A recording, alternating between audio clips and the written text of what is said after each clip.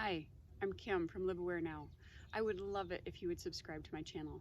I'll be sharing lots of cool information on emotion, on what it is, how to identify it, how to deal with it, and then how to use it to our advantage. So click the like buttons on my videos and then hit that subscribe button so that you'll have access to all my future videos. Thanks a lot.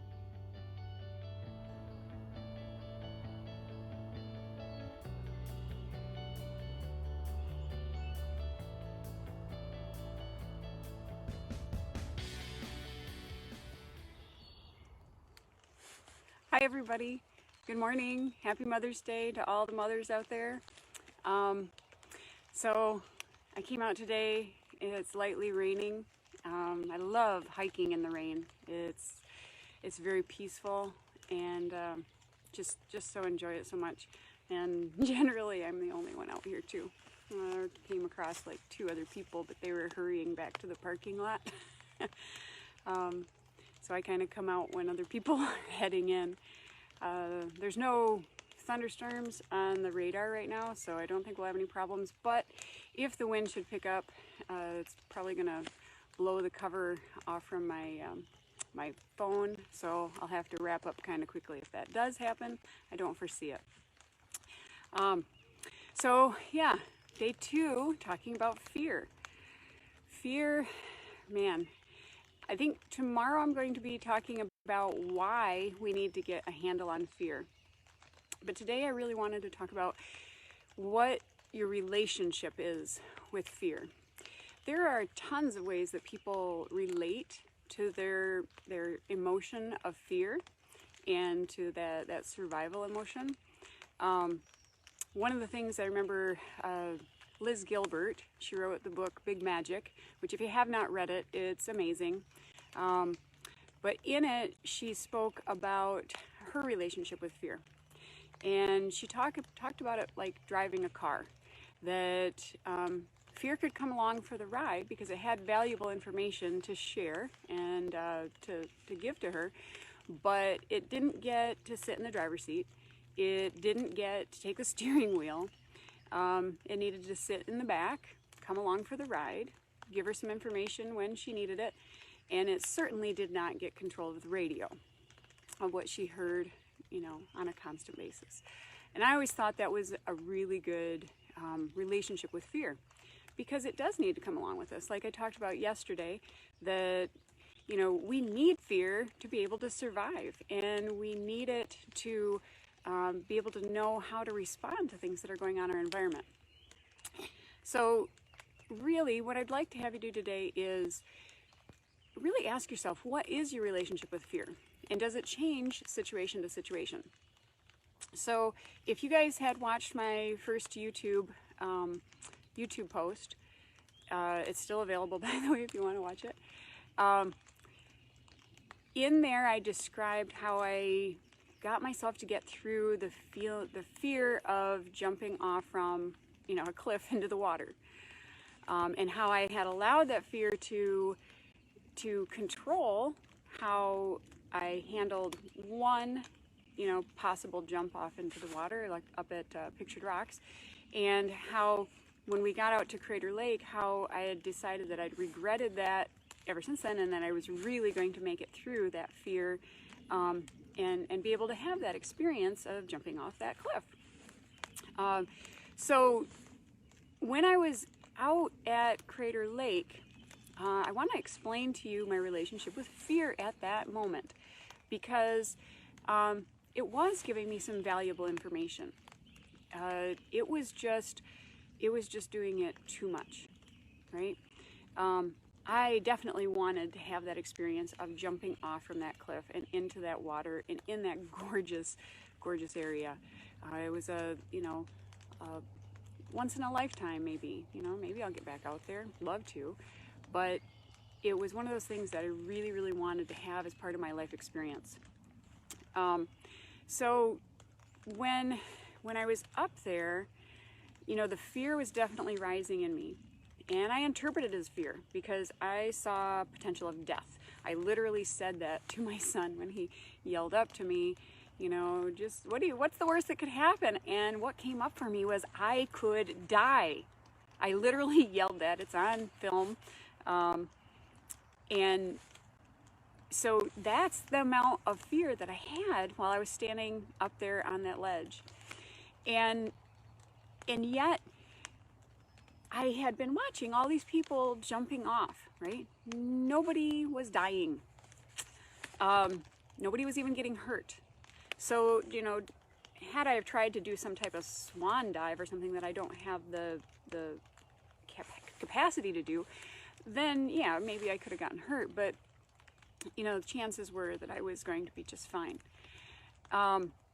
So, if I had been going up there and seeing people jump off and then being hauled away on stretchers, that could have been a different scenario, or getting washed out and drowning, right?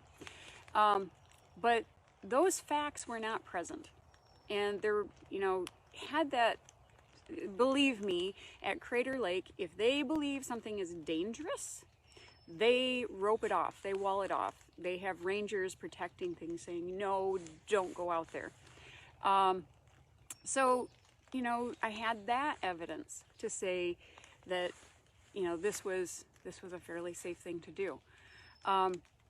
So, working with that fear and saying, I'm not letting you take me over. I understand that you have some valuable information that you think you need to share with me, but you're not getting to drive this time. You're not getting to have the steering wheel. And being able to have that relationship with it allowed me to kind of turn that fear into excitement. And, it's kind of the difference. Say, like, if you're on a roller coaster ride, people do that all the time. They literally take themselves into a fear situation to feel that excitement. So we play around with fear all the time. So I didn't let it take me over. I kind of pushed through to get control, and then I pushed myself and jumped off that cliff, right? So I was able to have that awesome experience. And, so that kind of brings me back to what our relationship is with fear. Is fear a bully that controls us? Is it something that we chase? Kind of like adrenaline junkies. I'm probably slightly in that category, just a little bit. Or is fear like a friend / advisor? Kind of like in an advisory role. And yeah, so kind of look at that and see what role do you see fear as in your life? The fear that's a negative is when it's a bully, and when it will not allow any other information in, when it won't allow us to pull out of fear and plug into some logic. So when it's a bully and it's taking over and it's not letting you do normal things, or not letting you do things that you really want to do, then that's the problem. Now, there can be also problems, and absolutely, definitely problems with people who are adrenaline junkies and they chase fear, chase that sensation to get that aliveness and that excitement. But, they end up being like in that top percentage, and then you've got lots of people underneath of it who kind of balance the logic with that sensation of fear. So what is your relationship with it? And that's what I'd like you to ask yourself today. Are there areas where fear is keeping you prisoner, right? I mean, if I had allowed the fear of getting on and doing this Facebook Live, that would be, like locking me away in a prison and keeping me from being able to share the information that I think is so relevant and important right now on this topic. So yeah, I think I'll wrap it up right there. I have tons more to share. Just out of curiosity, I'm kind of curious. So I'm wondering if the audience, the people who are watching this either live or later, if you believe that I have enough information to share on fear to do Facebook Lives for a month every day. Kind of curious if you know, if you kind of know what the depth of this topic is. So yeah, leave that in the comments below. And when I get home, I will put a link to my video in case you haven't seen that, the YouTube.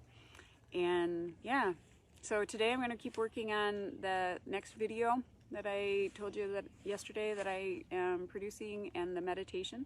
Worked on that some yesterday, and it's coming along. It's getting there. I'm not pushing myself to get a specific release date because I want it to be as good as I can get it right now. Although I am a perfectionist, recovering perfectionist, and yeah, I hope that, you know, I definitely want to get it out there, and I want it to be as good as I can right now. Yeah. So I hope you guys are doing well. Stay safe, take care of yourself, keep yourself healthy. And tomorrow we'll talk about the importance, why getting out of that fear state is so important. There are so many levels to that, you guys. It's pretty insane. So yeah, the wind didn't kick up. I didn't get kicked out of here, and I've had just like a nice little gentle sprinkle as I'm talking. So all right, I'll let you guys go. Have a great day. Thank you so much, and happy Mother's Day. Love you guys all. Mwah. Bye.